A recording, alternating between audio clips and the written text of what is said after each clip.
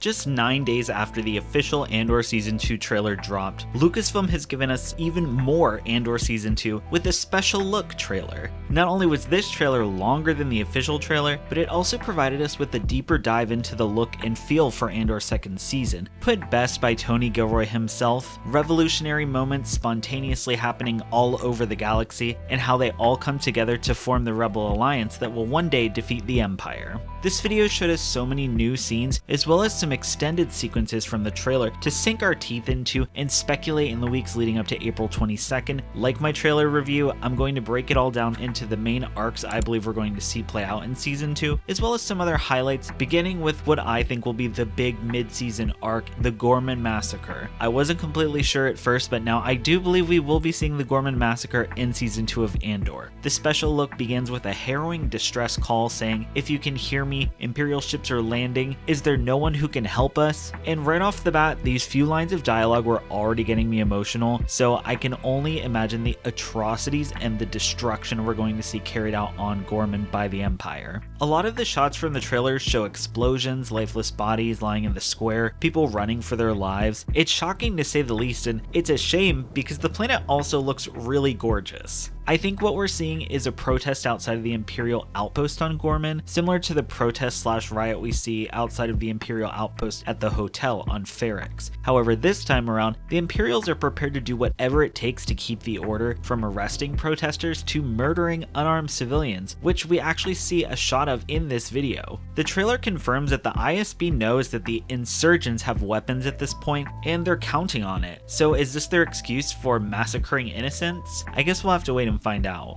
Prior to the massacre, it seems like Syril is sent to Ghorman under Imperial orders, as we see him arrive on the planet, entering a room with KX security droids, and eventually coming through the scanner gate of what I believe is the Imperial HQ on the planet. We know Syril was attempting to get in with the Empire, and after saving Dedra at the end of Season 1, or maybe with the help of Uncle Harlow, he may have gotten his wish, serving as an Imperial intern or like entry-level ISB data collector. Cassian is also present on Ghorman, an undercover mission I believe Luthen has sent him on, and we see a few new shots of him on the planet, as well as a sequence between him and Luthen on what I think is the Fondor. Luthen tells Cassian, "Think like a leader," showing us just how far their relationship has come since the events of Season 1, with Cassian continuing to prove his worth to the Rebel cause. I think this might also be the arc where Cassian finds and reprograms K2SO, as we see a hilarious shot of K2 smacking an Imperial soldier out of his way, knocking the soldier into the air and over the bridge they're standing on, along with a group of KX droids from earlier that Syril comes across. Moving on to what I believe are the most intriguing scenes of the trailer, we have Mon Mothma's arc. There's a lot going on with Mon in this special look. It seems like she might have a new aide that we see her walking and speaking with, along with some other alien characters. We see her Corvette pulling up to what I assume is a party being thrown by Davos Skolden, as well as some additional scenes on what I think is Chandrilla. We know Mon is going to bring the politics in Season 2, but will we finally see her speech denouncing Palpatine to the Senate? I think we will, and this trailer is hinting that she's getting more aggressive with lines like, "We need to speak out, we need to stand up," and quite possibly a conversation with Cassian, reassuring him that the Empire hasn't won just yet. There's a quick shot of the Senate floor, which always gets me super excited, and if this ends up leading to Mon's speech, I hope we see some of the other senators who will eventually go on to join the Alliance, like Tinra Pamlo, Ryo Chuchi, and of course, Bail Organa, a character who seems like a must-have in this series that's been noticeably absent. We see Mon telling someone, "If we don't stand together, we will be crushed," so it seems like she's trying to gather the few political allies she has left, and Bail seems like he would be her number one, going all the way back to the beginning of the Clone Wars. In the Senate chamber scene, there's also someone in the middle pod, but I can't make out who. It doesn't look like Masamita, maybe another member of the Imperial Ruling Council like Sly Moore or Ars Dangor, since they were name dropped by Mon in Season 1. Aside from the politics, I'm also very curious about the event we see Mon and Perrin attending that I think is being put on by Davos Skolden. I originally theorized that Krennic was investigating Mon and questioning her and Davos' relationship. However, it seems like Davo may have actually invited Director Krennic along with other members of the ISB to this event, and actually introduces Krennic to Mon Mothma in what I assume is going to be an extremely tense introduction. Based on Davos Skolden's outfit, the embellishments on the ISB officers' uniforms, and the building's architecture, architecture, I believe these scenes are all from the same event, and I can't wait to see how it all plays out on screen. As I mentioned, I also believe we're going to Chandrilla in Season 2 as well. We see more shots from what I think is Lita's wedding, a shot of Mon in front of some steps that are clearly not on Coruscant, as well as a shot of Mon in the same outfit, but this time with Luthen of all people, dressed as his art dealer persona. I'm just so excited at the prospect of seeing Chandrilla in this season, as we've heard so much about the planet, but never actually seen it depicted on screen. Another big arc I think that'll happen in this season involves Saw Gerrera and the Partisans, the events I feel like we know the least about so far. Judging by Saw's appearance in the official trailer versus the special look, I think we're going to see Saw in multiple arcs of Season 2. In the footage from the special look, Saw is visibly younger and wearing a completely different outfit, closer to his design in Star Wars Rebels. It's not really clear what the Partisans will be doing in Season 2, but I have a feeling we're going to see a lot more of them. Their base of operations is seen again in this trailer, and I'm still holding out that this planet is Dantooine. The architecture of the base looks pretty similar to the Dantooine Jedi Enclave, and I'm also curious if we might see Vel and Cinta working with the Partisans as well. At one point, the Partisans were a part of the larger Rebel Alliance, so I think it would be great to see that connection and the fallout within this season.